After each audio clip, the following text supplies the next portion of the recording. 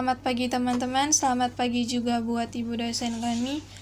Saya Melisa Ogereta Simanjuntak, perwakilan dari kelompok 2 yang akan mempresentasikan hasil diskusi kelompok kami yang berjudul Pendidikan Kesehatan tentang Diabetes Mellitus. Diabetes mellitus merupakan penyakit yang berhubungan dengan sindrom metabolik yang memiliki ciri meningkatnya kadar glukosa darah atau dikenal dengan istilah hiperglikemi. Kondisi hiperglikemi ini dapat terjadi akibat gangguan sekresi, kerja insulin, atau oleh keduanya. Penyakit kronis seperti diabetes mellitus sangat rentan terhadap gangguan fungsi yang bisa menyebabkan kegagalan pada organ mata, ginjal, saraf, jantung, dan pembuluh darah. Tipe-tipe diabetes mellitus. Yang pertama, diabetes mellitus tipe 1, dikenal sebagai insulin dependent diabetes mellitus. Diabetes mellitus tipe ini jarang terjadi, diperkirakan sekitar 5-10% dari keseluruhan populasi penderita diabetes mellitus. Pada diabetes mellitus tipe 1, terdapat ketidakmampuan untuk menghasilkan insulin oleh sel beta pankreas yang rusak karena autoimun. Sehingga pada tipe ini pasien sangat tergantung terhadap pemberian insulin. Pengobatannya dilakukan dengan cara pemberian insulin. Yang kedua, diabetes mellitus tipe 2, dikenal sebagai non-insulin dependent diabetes mellitus. Faktor genetik maupun lingkungan mempunyai peranan yang penting dalam menyebabkan terjadinya diabetes mellitus tipe 2. Pada diabetes mellitus tipe 2, terdapat dua masalah yang berhubungan dengan insulin, yaitu resistesi insulin dan gangguan sekresi insulin. Pada kondisi resistesi insulin terjadi gangguan ikatan antara insulin dan reseptornya pada dinding sel sehingga insulin menjadi tidak efektif untuk menstimulasi pengambilan glukosa oleh jaringan. Untuk mengatasi resistensi insulin dan peningkatan glukosa oleh dalam darah, sel-sel beta pankreas akan meningkatkan produksi insulin sehingga kadar glukosa darah akan dipertahankan dalam keadaan normal. Beberapa pengobatan diabetes mellitus tipe 1 dan 2. Yang pertama, insulin untuk mengontrol glukosa darah pengidap. Pemberian insulin ini dengan cara disuntikan pada lapisan di bawah kulit sekitar 3-4 kali sehari sesuai dosis yang dianjurkan dokter. Yang kedua, pola makan sehat dan olahraga teratur untuk membantu mengontrol tingkat glukosa darah. Yang ketiga, merawat kaki dan memeriksakan mata secara berkala untuk mencegah komplikasi lebih lanjut. Yang keempat, melakukan senam kaki diabetes mellitus dalam upaya pencegahan komplikasi diabetes pada kaki. Gejala diabetes mellitus. Menurut Wicak tahun 2009, gejala umum yang ditimbulkan oleh penyakit diabetes mellitus diantaranya 1. Pengeluaran urin atau poliuria, 2. Timbul rasa haus atau polidipsia, 3. Timbul rasa lapar atau polifagia, 4. Berkeringat banyak, 5. Lesu, 6. Penyusutan berat badan. Cara pencegahan penyakit diabetes mellitus. 1.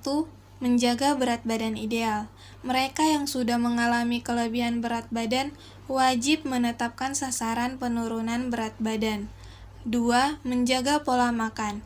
Makan yang seimbang dengan target 3 rendah dan 1 tinggi, yaitu prinsip pola makan rendah lemak, rendah gula, rendah natrium, dan tinggi serat. 3. Tetap aktif. Berolahraga secara teratur dengan intensitas sedang. Dianjurkan untuk berolahraga setiap hari selama 30 menit atau lebih selama setidaknya 5 hari seminggu. Faktor resiko. Menurut Eric Tapan tahun 2005, ada 8 faktor resiko diabetes mellitus, yaitu 1. Faktor usia, 2. Jenis kelamin, 3. Hormon estrogen dan progesteron, 4. Pola makan, 5. Keturunan, 6. Aktivitas fisik, 7. Kehamilan besar atau kembar, 8. Obesitas atau kegemukan.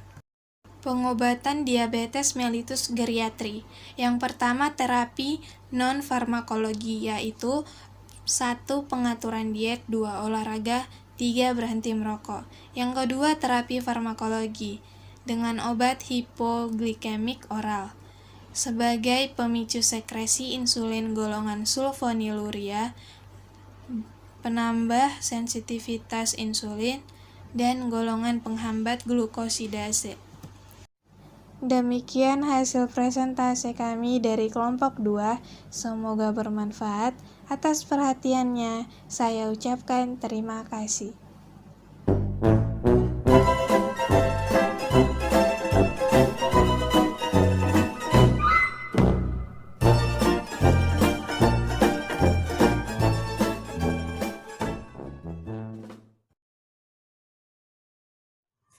Pada pagi hari, di sebuah rumah terdapat seorang nenek, ibu, dan anak.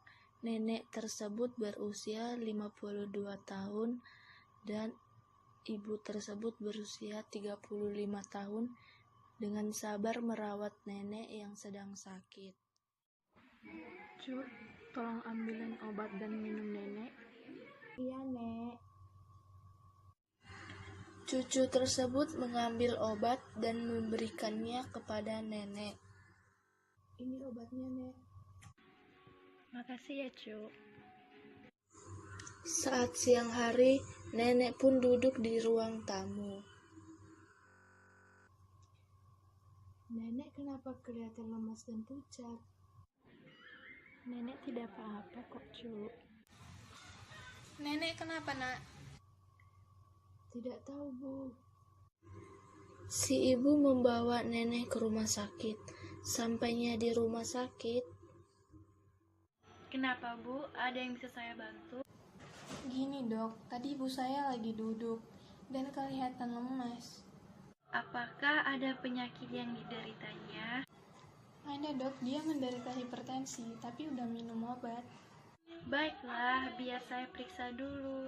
saat diperiksa dokter, ternyata nenek Apa yang nenek rasakan? Begini, Dok.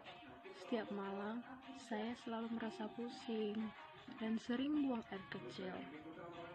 Baiklah, Nenek sakit apa dok? apakah nenek sebelumnya mengidap penyakit? Iya dok, 2 tahun yang lalu dia pernah kena penyakit diabetes. Seperti yang saya periksa dari gejala yang diderita nenek terkena penyakit diabetes dan saya akan meresepkan obatnya. Iya dok, terima kasih ya. Jangan lupa diminum obatnya ya, Nek. Baik, dokter. Terima kasih. Kami permisi dulu. Sekianlah dari roleplay kami. Bila ada kesalahan, mohon dimaafkan.